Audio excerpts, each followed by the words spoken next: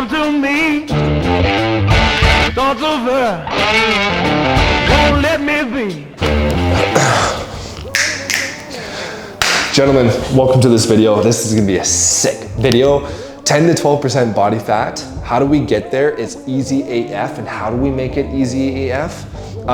Because I have a belief, what I've been through, what I've experienced, it's a lot harder to maintain it than it is to get there. Not for every single guy. Maybe some guys are like, it's a lot harder to get there and it's easier to maintain. But for me, I'm gonna tell you right now, you can set up the whole system on how to get there, but I've always struggled with maintaining it. Maintaining that standard with myself, and I'm gonna explain why. Because yes, you pretty much know the answer to like, getting leaner is like, yeah, you gotta do more cardio, you gotta eat less food, less carbohydrates, you don't need as much, you get leaner over time, but we wanna make the process easier you want to make this process easy. You don't want to feel like shit the whole time.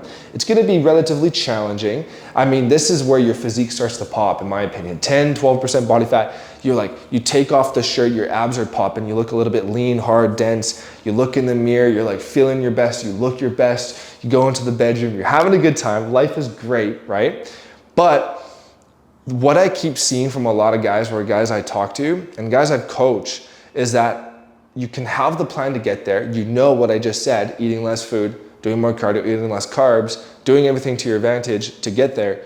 But then the reason why I haven't been able to maintain it, and a lot of guys I've talked to, is because they don't understand the importance and significance behind a reverse diet. And once you lock in the reverse diet, you're laughing, buddy. The whole goal is to get leaner, take off that body fat, then eat more calories so that you have more flexibility when it comes down to eating out, and then you look sharp, okay? I was gonna go through in this video and I was gonna be like, oh, I'm gonna talk about like how to like get your macros and your maintenance calories. Let's just be real and honest. I mean, I can make more of those videos. There's hundreds of videos online talking about this stuff. I just put in, I'm 6 foot, 215 pounds, 15% body fat. How long would it take for me to get to 10% body fat? Now, I think it's a good goal for most of you, most of us guys, to lose around 1% of total body weight per week, okay? So you're gonna be weighing in every single day to take your weekly average in weight and make sure you're losing around 1% of your total body weight. So if I'm 215 and I wanna lose 1%, I'd be losing around 2 pounds per week, right? So you have that goal, you know how much you should be losing every single week.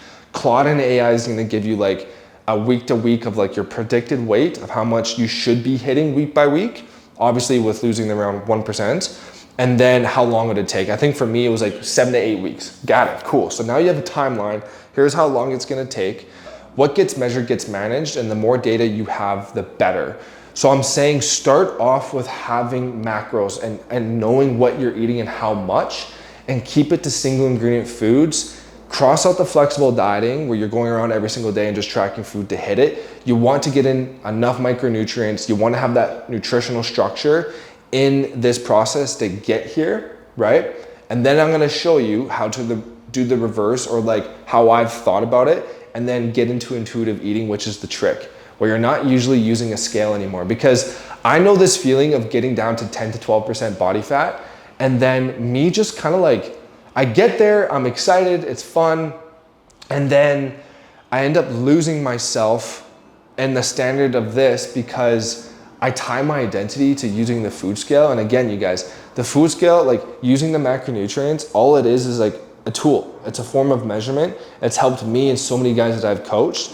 But then the goal is like to look in the mirror and not feel so guilty or ashamed when you hit this. And they're like, man, I can't maintain this body fat percentage anymore. I don't feel my best. I don't look my best.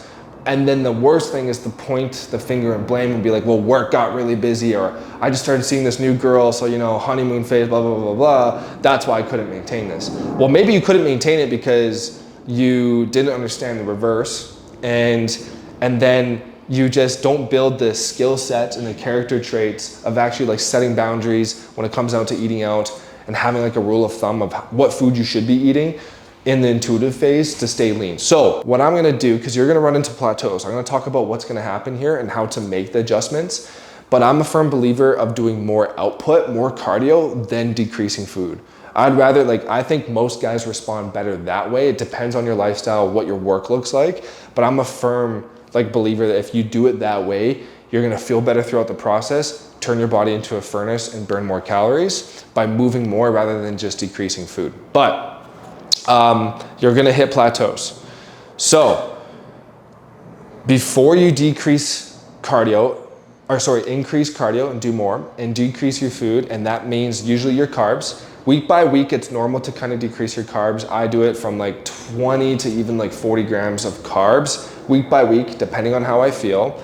Because again, I wanna remind you, carbs are still great for training performance. It's great for your recovery and give you enough energy to push throughout the day. So if you're starting at, let's say I'm starting at 2,400 calories and I'm eating like, like 220 carbs, still relatively high, week by week, I'm just gonna lower it and I might even get down to 100 grams of carbs per day, which is very challenging, right? But when you start decreasing your calories or increasing your cardio because you're not losing your 1% per week, because you wanna measure that, I want you to think, well, why are you decreasing your food and increasing your cardio? Because you're probably hitting a plateau.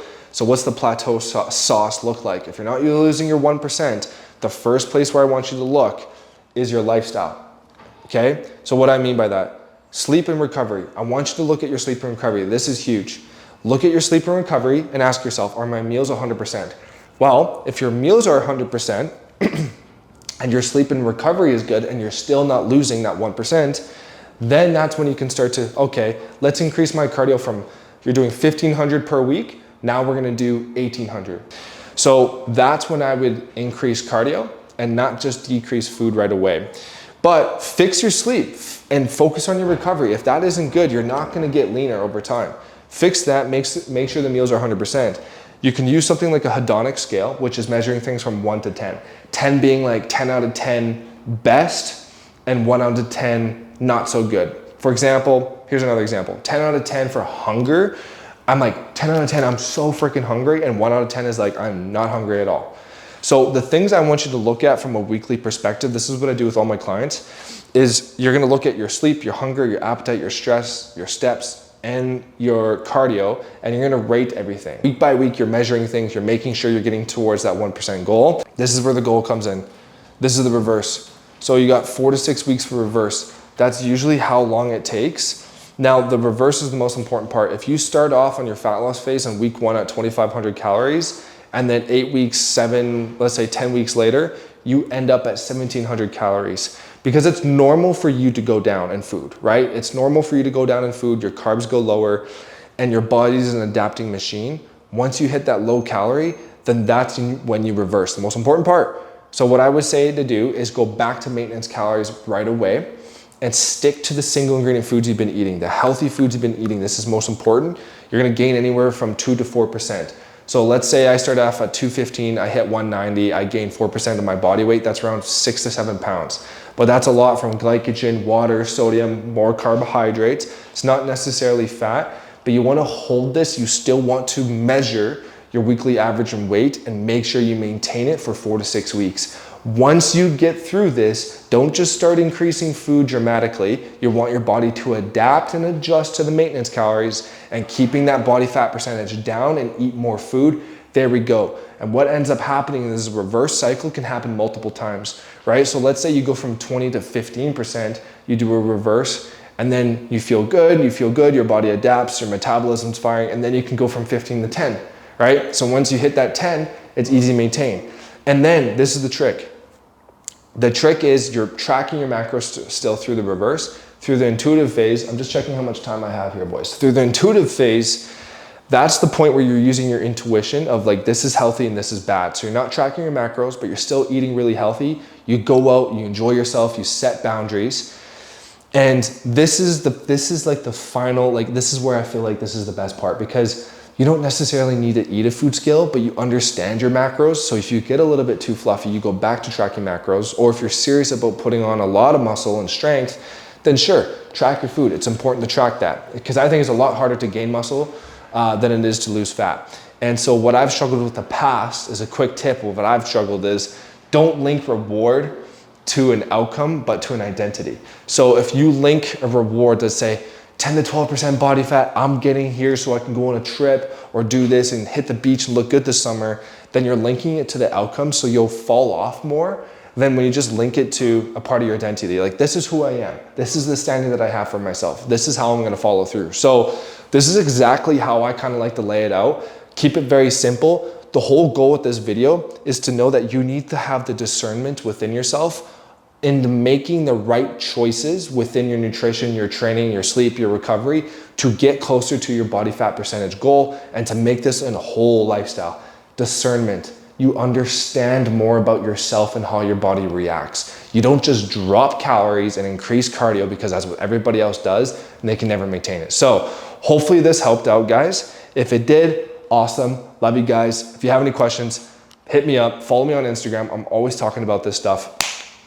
Showing all my stories and helping you guys and giving you guys as much value as I can. If that helped, great. I'll see you guys around.